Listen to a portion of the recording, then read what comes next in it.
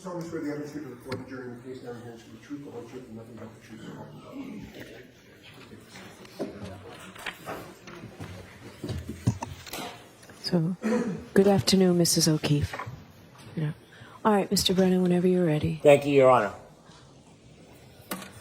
Good afternoon, Mrs. O'Keefe. Good afternoon, Mr. Brennan. Could you kindly introduce yourself to the jury?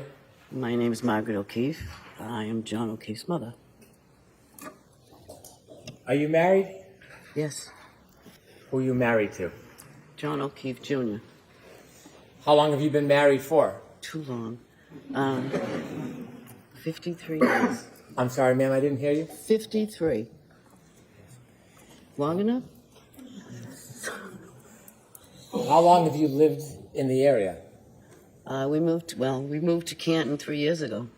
Before you moved to Canton 3 years ago, where did you live? Braintree. How long had you lived in Braintree for? 50 years?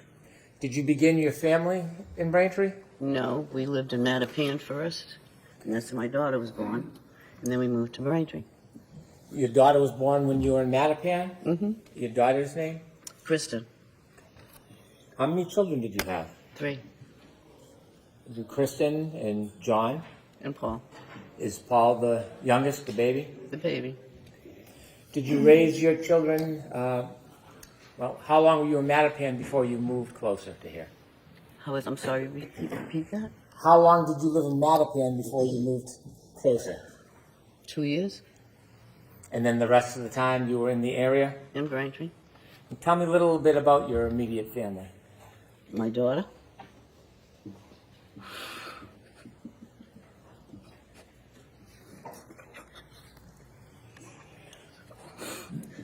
My daughter Kristen had a tumor, a cancerous tumor that she had for 5 months. And she died in November 13. She had 2 children. And then 2 months after she passed, her husband passed from a heart attack. And then you all know about John. And then my son Paul was over there. That was 2013, ma'am? Could I ask you about her children? She had 2 children, Kaylee, who's now 17, and Patrick is 14. And he's a run for my money. Do you remember how old the children were when your daughter passed? 3 and 6.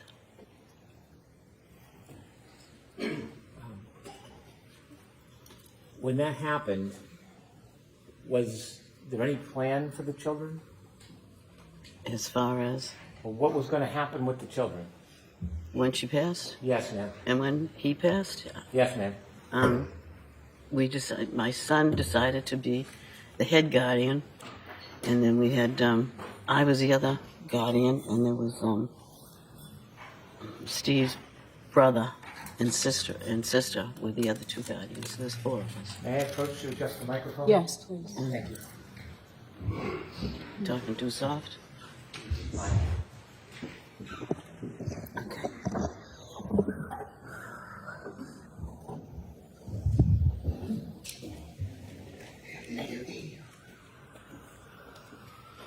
Did I understand that there was a decision that John would be the primary guardian?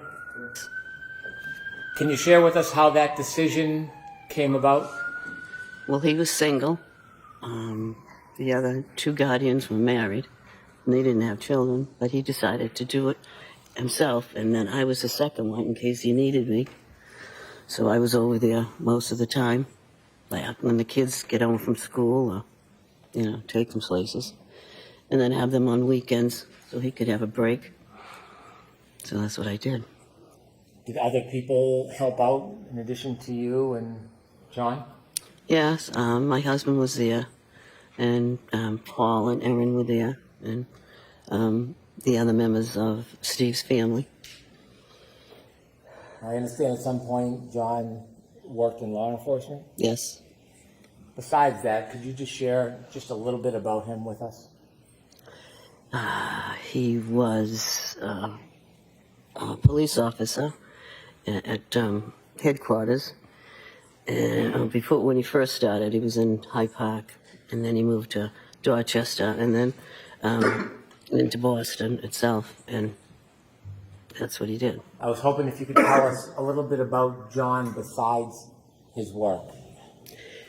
He was enthusiastic with sports. He was wonderful with the kids. He took care of them and did everything for them.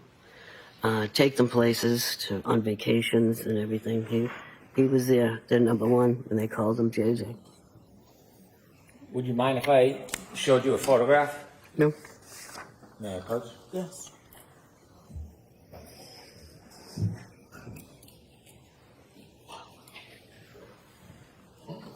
I'm showing you a photograph. Okay. And could you tell us what you see? That's my son? Thank you. May I introduce this as an exhibit? Yes. Thank you.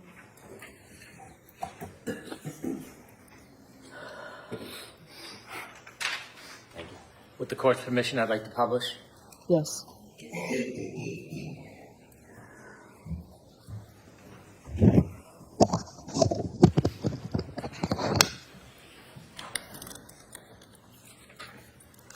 Ms. O'Keefe, do you know when this picture was taken?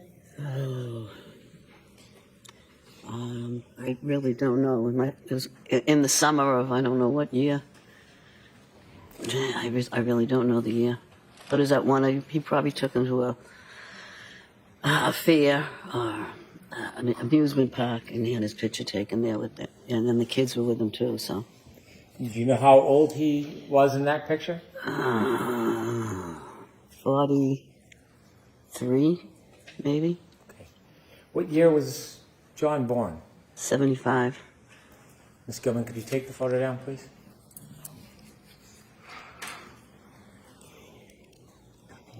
How old was John when he passed? 45. My mind's not working right now. I understand. It's okay. Can I ask you a few more questions? Okay. You let me know. I want to go back to the morning of January 29th, 2022. Is that okay? Yeah. Were you home?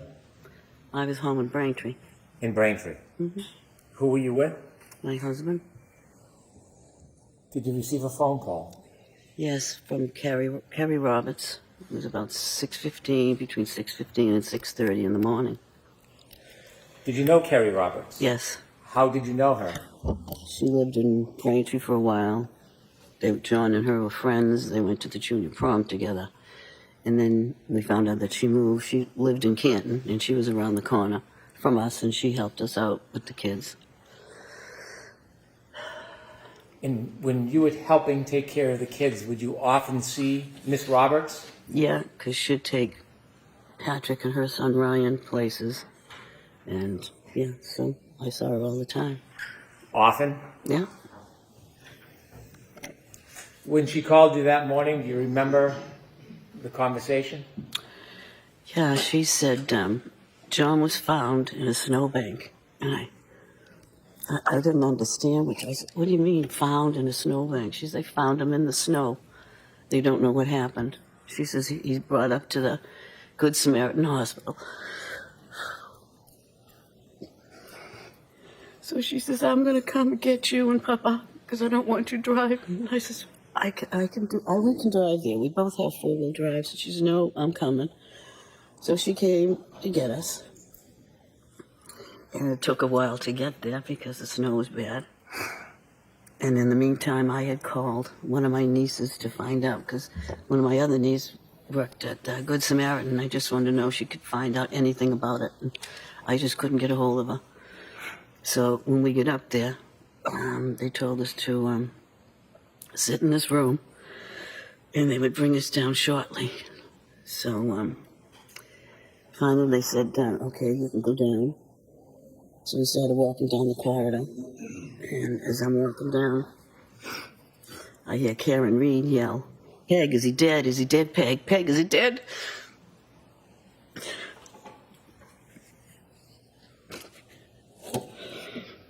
And I just kept walking. And then I asked, I don't know who it was, a nurse or a worker at the hospital. And I said, "What is she doing here?" And she says, "Oh, she's being psych evaluated."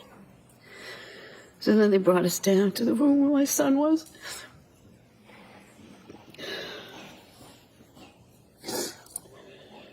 He's bruised up, his eyes were closed. It's just not a good scene. Okay.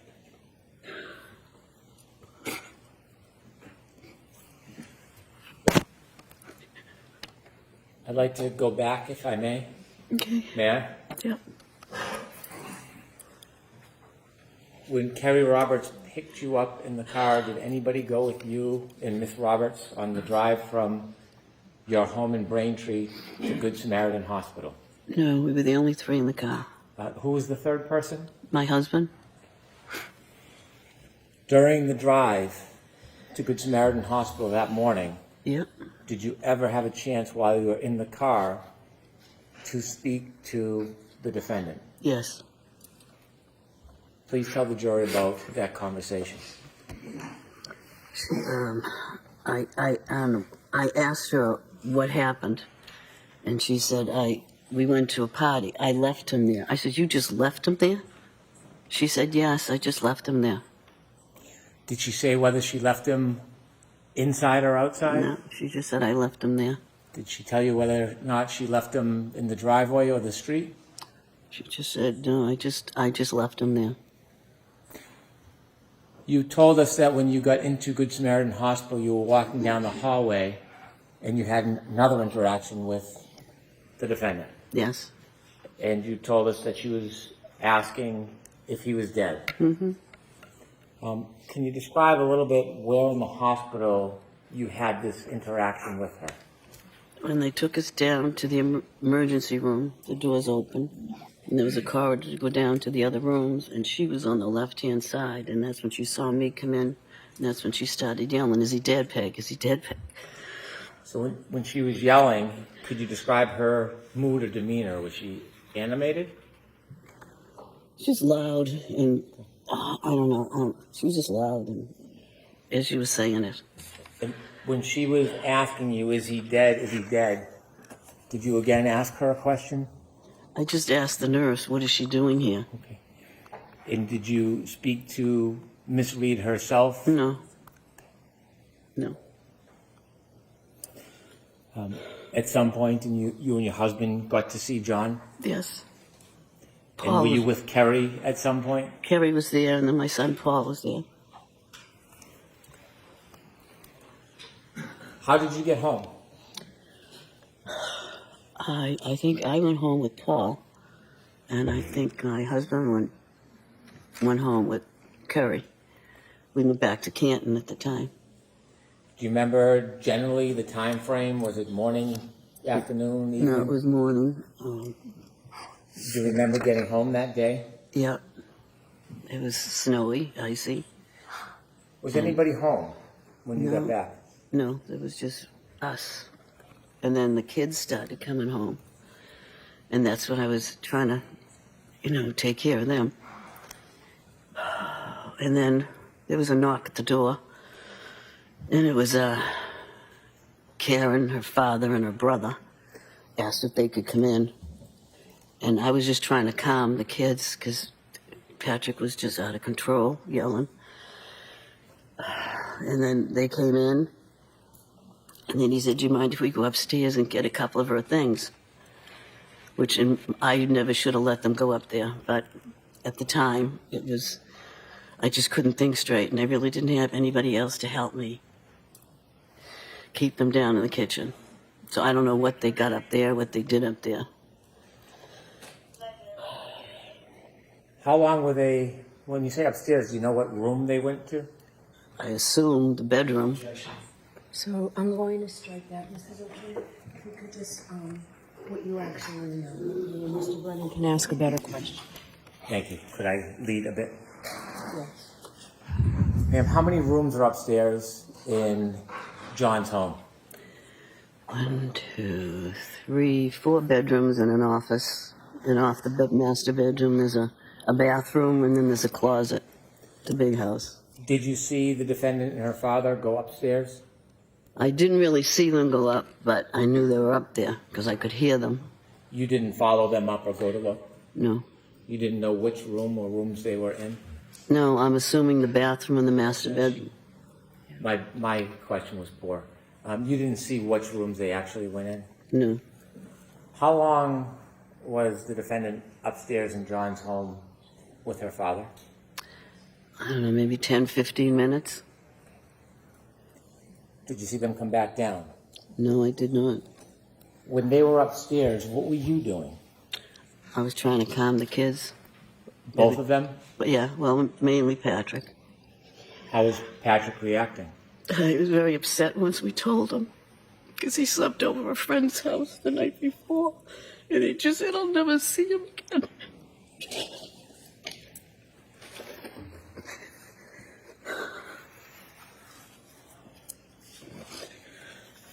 Sorry. Would you like a moment?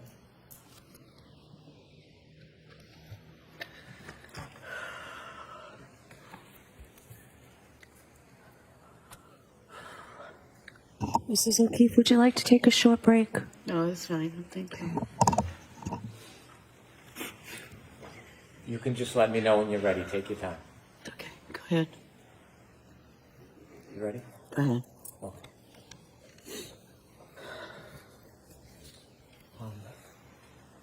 That morning, when the defendant and her father came into your home, did you personally interact with the defendant? Nope. Was there any hugs, condolences? Nope.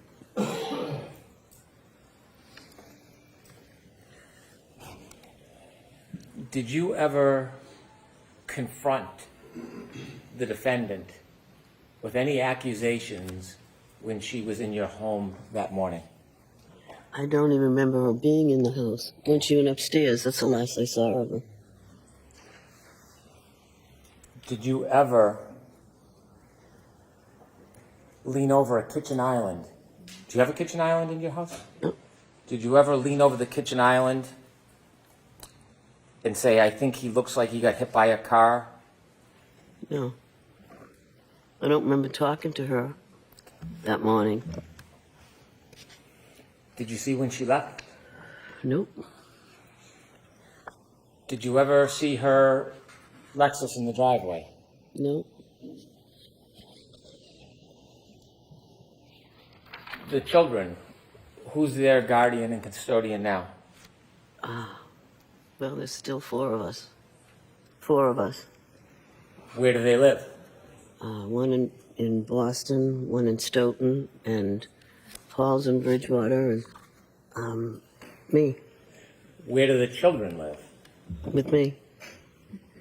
In Canton. They live with you full time? Yes. You're their primary caretaker? Yes. Thank you. Yeah, just a little.